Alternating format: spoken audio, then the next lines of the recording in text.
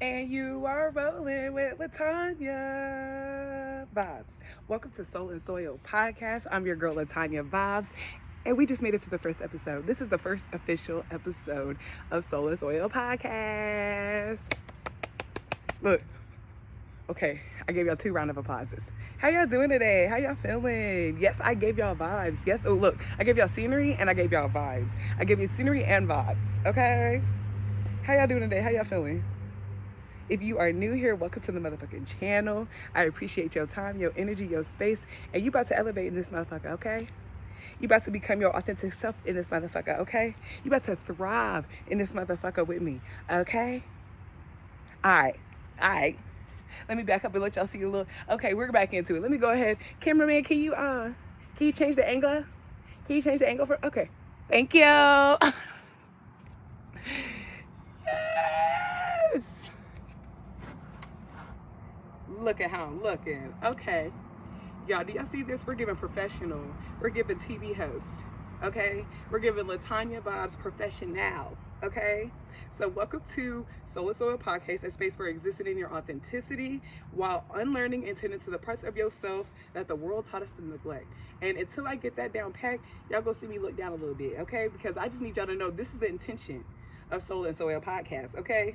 If you are new here, thank you so much for joining us. If you get a chance, can you please like, comment, and subscribe to the motherfucking channel, okay? So you never get the chance, or you never miss the chance for me and you to align in the algorithm. How about that? I didn't even... Let me stop playing with y'all. All right, so let's go ahead.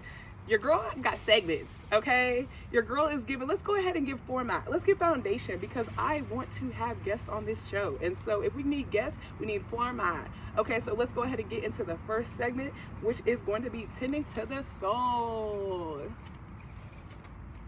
Yes, okay. And so in this segment of the show, we're going to be talking about what I'm currently learning, what I'm navigating, or what I've just been observing in the world, okay? And for the first episode, I said, let me go ahead and have everything aligned. I need conversations aligned. I don't want to come off the rip with this, okay? And so lately, I have been thinking about, and let's get into it. Okay, so regardless if, and this is not, okay, this is not a religious forcing podcast. I will discuss spirituality in different spaces because I also have experienced spirituality in different spaces. So this is a place for us to be open, authentic, and explore things without judgment, right? Or decide to, yeah, that don't resonate with me, and let it go and not feel judged because you don't resonate with that anymore, okay? So let's get into what I decided. I was like hypothetically thinking on one day. So I was on the phone with my brother one day, and this is the conversation that came up. How is it out of all of the mythological stories and beings that we all believe in, the only story that seems to be so unbelievable is a human being living righteous? And if y'all don't know the story that I'm referencing the story of Christ. Yeah, okay. That was a little deep. But this is Soul and Soil, and we're going to dig below the motherfucking surface, okay? And so I came about this because I realized that living in Florida, you realize so many spiritual practices, so many spiritual beliefs, and learning about like the orishas, learning about people using hoodoo, learning about, I almost said voodoo. I don't even know voodoo is real, but that is in Islamic practice, okay? That's what you do to wash up before prayer, right? So look at me. She's knowledgeable. Okay, so I was realizing, like, even in that, right? So I understand why people have a hard time believing Christ or adopting the belief of Christ and the practices of the faith. If you choose to decide to believe in Christ, I understand why a lot of people choose to stray away from it. But let's just take a step back. Let's just take this to let's treat this like kind of like the stories that we grew up, the fairy tales. That's the word that I'm looking for. Let's take it back to fairy tale times. Back in the day, Jack and the Beanstalk, Mary Had a Little Lamb, Jack and Jill that went up the hill, right? All of these stories, we understood that the characters might not necessarily be real, but we understood that the lessons that we were receiving, even when we had a childlike mind to ourselves, we understood that the stories might not necessarily be real, But there's a lesson to be learned without having to go through the lessons to learn it, because you're just learning from the stories, right? And so I realized that instead of me trying to crack the code on what spiritual practices or what gods, what beings that people actually believe, and trying to debunk them just because I don't necessarily share those same beliefs. Now, mermaids, I'm gonna let y'all know, I believe in the Lord, but I also believe in mermaids. I believe in the Lord, but I also believe the beings is amongst us, right? Those two things can exist in my mind. Those two things can exist in the same time. And so what I realized, and the biggest issue that I guess I was trying to wrap my mind around is, how is it that we believe all the things that are the conspiracy theories that are literally like bombarding our fucking algorithm or our timelines? How is it that we believe those, but the story, just like, let's take Christ out of it, let's take him being the Son of God out of it, right? Let's just take him for a human being, because literally Christ was God in human form, correct? And I need to say that with a little bit more confidence, because I know that to be true, right? Or I said that correct. I know that to be true for me, right? And so I was like, let's just take this down to a basic level. Why is it that even in the story of Christ, the hardest thing for people to get their mind wrapped around was that he was a man, he was a human being, and that he lived a righteous life? Now, whatever context, right? I can't really tell y'all, right? Because that's a whole different timeline. I might have been among that timeline, but just not in this body, right? My point is, why is it that it's so hard? And I feel like that's why the story of Christ feels so real to people, because a lot of us choose to wake up and we do walk a Christ-like, and Christ-like is literally a state of consciousness. It's a choice to live and exist in a state of consciousness. Let me stop being such a weirdo, y'all. I'm sorry, y'all. This is how my little brain works. I'm sorry, y'all. We choose to actively live and exist in a Christ-like conscious, whether that be in the way that we interact with people, whether that be in the way that we choose to show up in our character, things like that, right? So it's like, I do understand why people do resonate and believe so like unwavering in Christ, because you feel like you are walking that same persecution. You feel like you're being told and called to live a certain way. You're being called to pursue a certain purpose. And to everybody else, it seems completely diabolical. And then when you start to make actual moves, like for me, it was whenever I literally had no business experience. I went from working 9 to 5s from like the age of 17 to, at that time, I think I was like 27 years old. And no one around me has owned a business at that time. This was literally the birth of COVID. So everybody was, just the ideas were coming up, right? This was in the fresh part of the cultivating and creation period of COVID, where people was just like, what are my hobbies? What are the things I'm great at? Maybe I can make this a lucrative profit, right? So boom. In the midst of that, I felt called to pursue my business. And I remember how crazy it sounded to everybody. And I remember the first time I started saying it to people, I would shut up, but then I still was feeling called to share it, because that's the only way that these things were going to come into fruition. And so I shared it, and I sounded crazy. People still pulled up to watch to see if I was going to pull it through. And then there was some people that pulled up after the fact just to see if it was going to fail, right? And things of that matter. And it's kind of like, that's why I felt like I resonated with the story of Christ. I feel like that's why I look at it and I am able to read the Bible and kind of get a guidance, a spiritual guidance that maybe not everybody necessarily receives, because maybe that's just not their walk. That wasn't their life. And I had to hold space for that too. So yeah, that's just tending to the soil. We are done with tending to the soil. Now let's get to the root in our next segment. Yes. Okay, so the next segment is going to be called Let's Get to the Root. And in Let's Get to the Root, we're going to be sharing stories, reflecting on cultural observations. And so today, I wanted to explore existing outside of the projections that you have experienced, existing outside of others' projections that have experienced a past version of you. Let me say it one more time, because I know I sound a little crazy. Let's explore existing outside of others' projections that have experienced a past version of you. And so this kind of came about, and I guess I can use the example of working at a company more than a year. And this was, so there's two jobs that I've actually worked longer than a year, because normally I give the job a year, and if I don't see any progression and I feel like a stagnant energy is amongst the place, I know how to leave, right? And this is the second job that I genuinely was like, you know what? Every time I would get this inclination to lead or to change, or I would notice I am physically, mentally, spiritually, emotionally changing, I realized the environment that I am is not conducive to the person that I am currently. But that doesn't mean that I cannot still gather what I need to and release what I need to in this season, in this environment, so that I can be more prepared and ready for the next season, or the next season in the era that I feel is literally amongst me in this like moment, right? And so I realized that when you only work at a certain space, or when you work at a job, you only work there a year, they only have that much time with you to kind of try to pick out who you are. But I don't feel like really in a year you necessarily know who someone is, especially if you didn't really put that time in to actively learn and get to know these people or whatever. And I'm going to relate this to like a family and those. I'm related to family in a minute, right? Let's get back to that.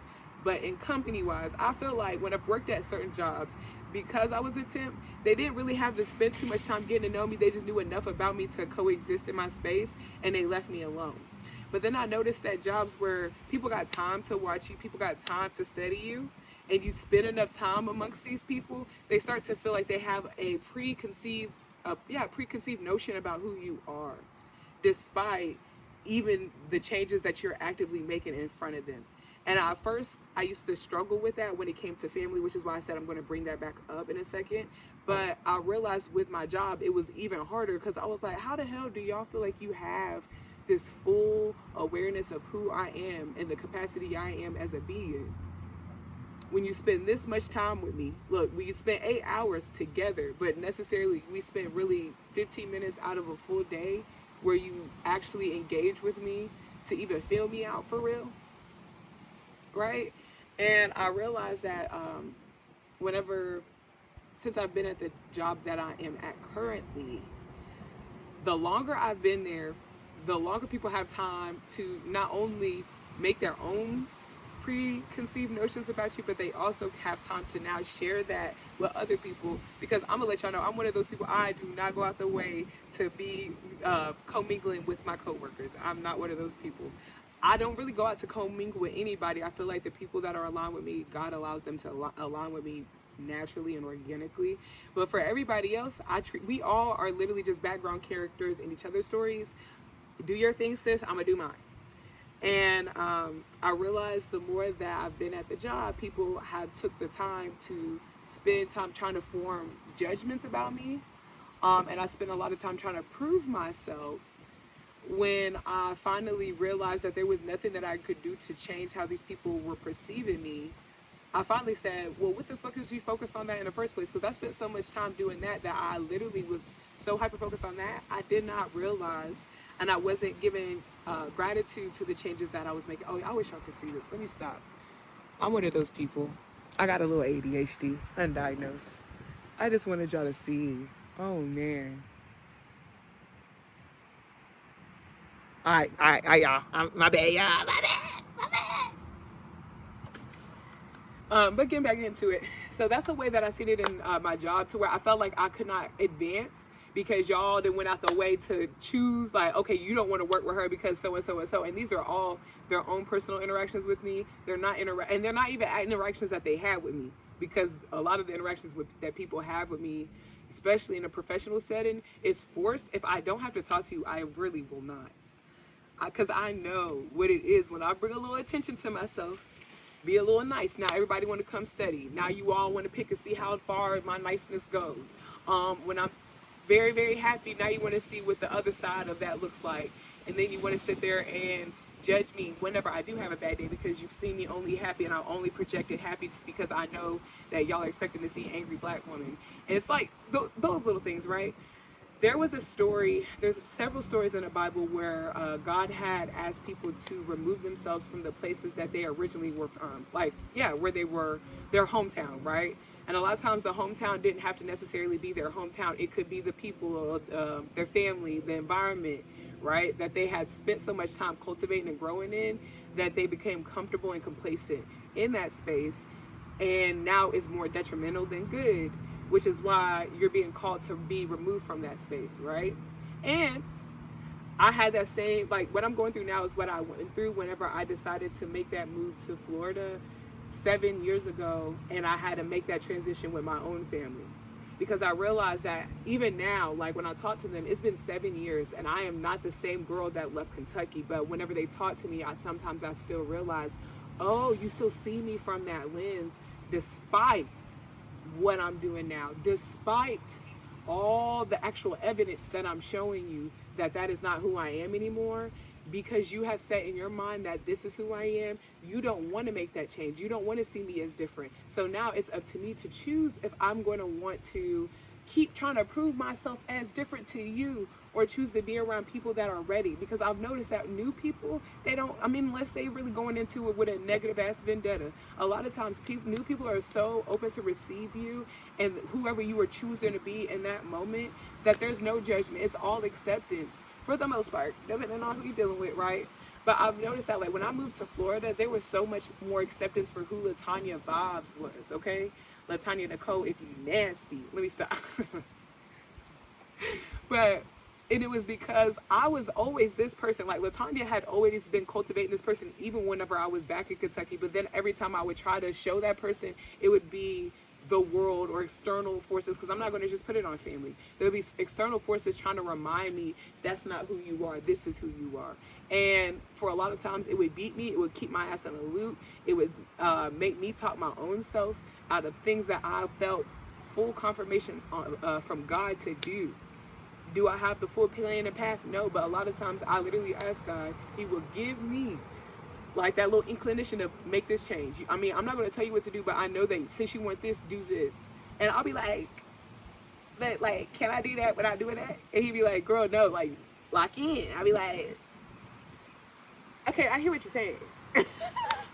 I hear what you're saying, but this is how I'm going to go about it. And then I end up having to go back to him and then doing exactly what he says, right? And so today was this is perfect. This day aligned perfectly. Y'all need to see this side. Hold on. I'm a killer for a sunset. Let's go diving in a deep end. I wanna fall into your deep. Okay, let me stop. Let's not wait until the week. I don't even know where my stuff is. But no, I realized today was my 1 year or 2 year anniversary at my current job. And I, for the last few months, have been battling myself. And I have felt a genuine call that I have been completely ignoring, because every time I'm actually about to take that on that ass, somebody literally will say something, or a situation or experience will completely negate what I feel called to do. And I will get caught up in the midst of that, not realizing the reason why I'm experiencing this is because I wasn't listening the first time when I was told to leave. I didn't release the first time I was told to let go. I kept holding on a little bit, even if there was a dope ass video that a guy made, and it was basically about putting his baggage on this. It was basically his spiritual being, and the spiritual being was floating away with like the balloons. He had balloons on him, and he had the guy's baggage, and he was like, so are you sure you don't need anything? And the dude was like, nah, I'm straight. We up from here, right? And as the baggage starts to float away, when it seemed like the baggage was at a place where he could technically still probably get it down if he genuinely wanted to, it got stuck in a tree, and he couldn't even reach it, and he couldn't get whatever little piece of baggage that he was trying to take with him. And I feel like sometimes, like, that was the perfect representation of what I feel like I go through spiritually when I'm trying to let something go, and then I get mad because it's just a constant fucking reminder sitting right there in my face, because I know what I need to do and I'm avoiding it. So that was let's get to the root.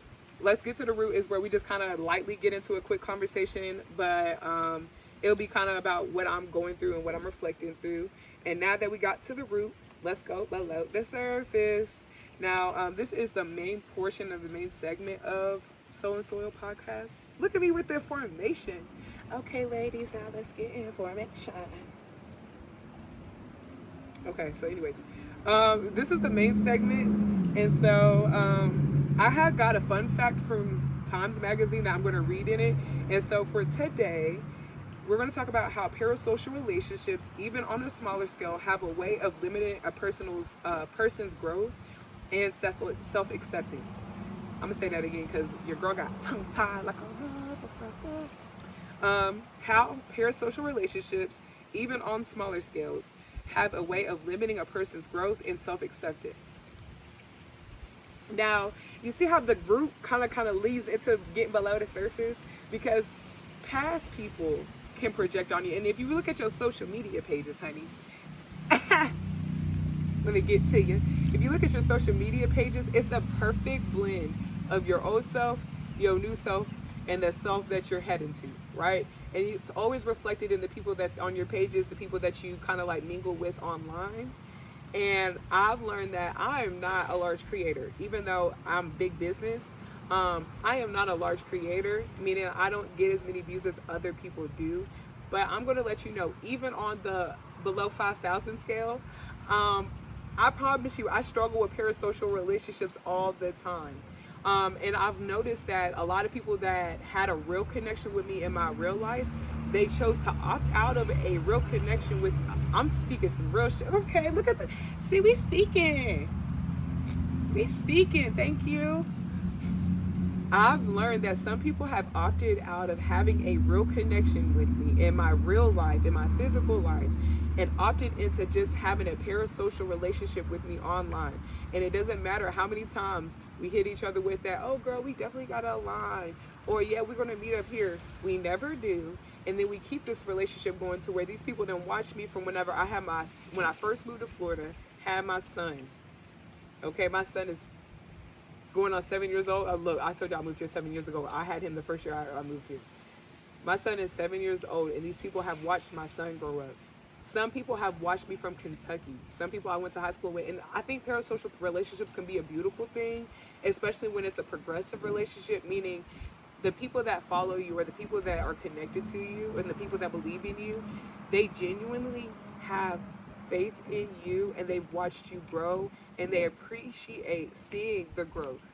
They appreciate seeing the downs. They appreciate seeing the ups. They're not there to kick you when you're down, because there's some people that I feel like they create a parasocial relationship with you only out of spite for you.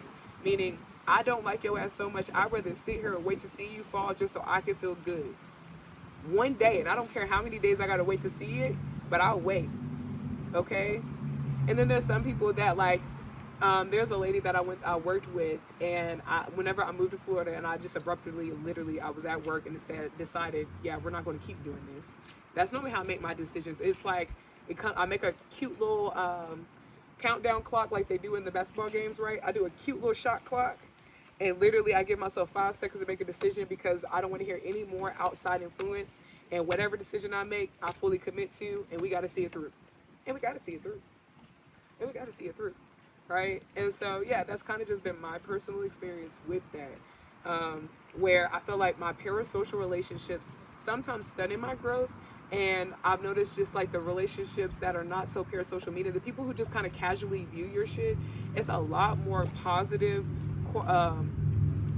encounter and connection with these people, to where it's like that you don't feel like they're so invested in you that you feel like all of their decisions, or not their decisions, all of their perspectives and how they feel about things should all be considered in your daily life choices and actions, and how you choose to show up, whether that's in person or online. And so a fun fact that I basically got, because I am a fun fact, we will be doing rabbit hole deep dive conversations on here too, like whenever I do like to do a cute little deep dive. And so I think we will do one eventually, but I don't think I have one for today. So let's get into the fun fact. So parasocial relationships can boost confidence and provide safe role models, but can also foster emotional dependency and unrealistic expectations on your own life or real world, or on your real world connections. And I gave y'all the perfect fucking example of that. There were a lot of friendships that I organically made in person, whether that be at work, whether that be at little events that I would go to. All right, y'all keep me safe. Y'all keep me safe. I gotta hurry up and tell them. Okay, but there was a lot of relationships that I had cultivated in my natural physical life that once they finally see me online, they literally decided to opt out of actually having a real interaction with me, and decided to just be so connected with me online that it's like now I feel weird. Now I feel weird about it, and I'm like, well, damn, am I not dope in person as I am online? Because I'm the same. I promise y'all, what I give y'all here is what I give in real life. And I do a lot better when I'm on my own and alone and in my own energy than I do when I'm amongst other people's energy. And that's just real. Like, I love other people. I do thrive in social interactions, but then I'm also a girly that needs to unplug for 6 days, and I won't talk to anybody. Okay? I won't talk to anybody. And so, now, because I did run my mouth a lot at the beginning, we just gonna go ahead and keep going through it. Now that we have taken a quick dig dive below the surface, let's discuss what we are putting to rest. So this is the next segment called Putting It to Rest, where we are going to talk about, slow your mind. My mind be moving faster than my brain. My mind be moving faster than my mouth sometimes. I'm going to start off basically whatever I'm going to put to rest. I'm going to start it off by saying today I'm deciding to put to rest blank, blank, blank. It served me during blank, blank, blank, and it hindered me by. So that's kind of going to be the format of putting it to rest. I would love for you guys, if you watch this episode, right, and you want to show love for your girl, can you please drop below? Keep walking down. Watch out for me. I'm just a black girl in America. Okay. I would love for you guys to put what you are laying to rest. And so I'm going to read it slowly again. And I would love for y'all to share in the comments, just share one comment, what you're choosing to put to rest after this episode, right? And so today I am deciding to put to rest carrying and giving life to how others perceive me. It served me in my childhood to exist where I was, but it also hindered me by conflicting with my own self-perception and created a double-minded reaction to self-trusting decisions.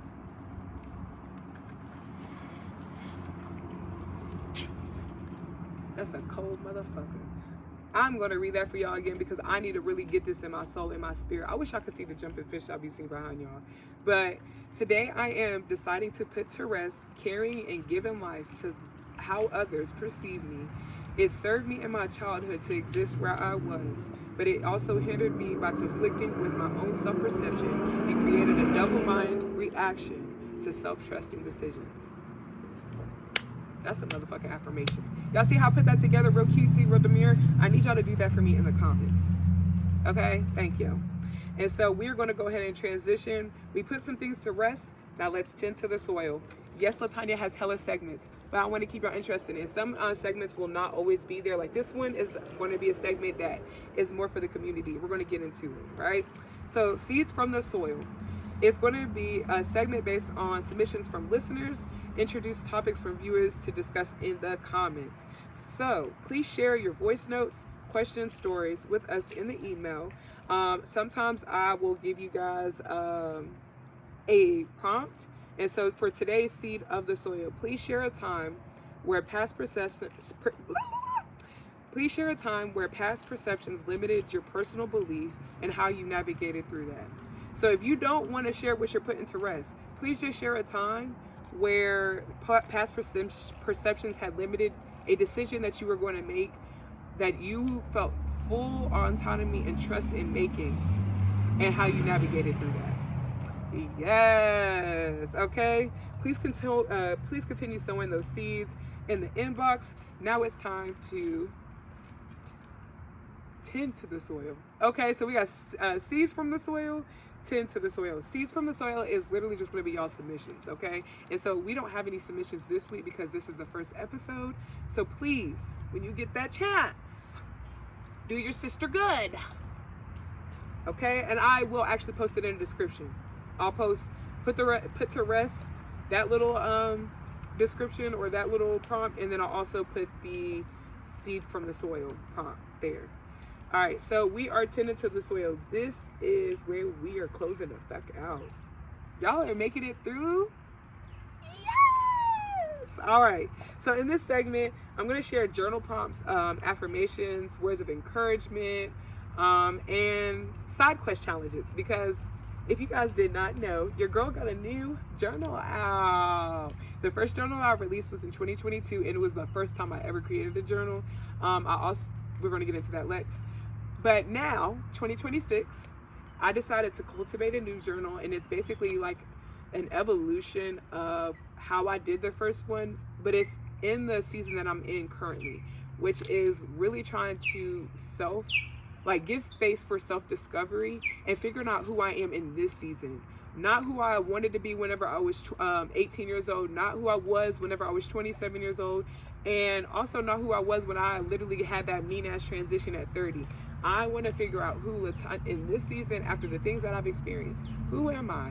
What do I love? What do I not love? What do I want more of in my life? What do I not want in my life? I'm in a season of self-discovery, and that's how this journal came about. Carpe motherfucking diem. If you need to check it out. I'll put the link below in the motherfucking description as well. But yeah, I'll talk more about that on another day. I just kind of wanted to get into that. Today, I chose to do a journal prompt for tending to the soil. And so it is, what are some, and this is not something that y'all need to share with me. Do this on your own time, okay? This is for me and you to connect soul sister-like in our journals, okay? What are some perceptions about your past self that are hindering you in the present? And then what is a perspective that contradicts that past perception? There was something that I had to learn that I do it with insecurities, I do it with my fears, and I also do it just with negative thoughts that I have about myself. They might not necessarily be insecurities, but these are just negative thoughts that I've been carrying along with me. They might be self-taught thoughts, or these might be thoughts that other people projected on me that I've carried as my own over time. But one of my biggest exercises that I do with myself, and it's whenever I'm the laziest, okay? So I want to say this is so easy for you to do. Write down all them negative ass insecurity, or write down all your insecurities, because we're not going to say they're negative. Sometimes they're for your good. They're going to help you shift into the person you want to be. So let me not say that. Look at you growing.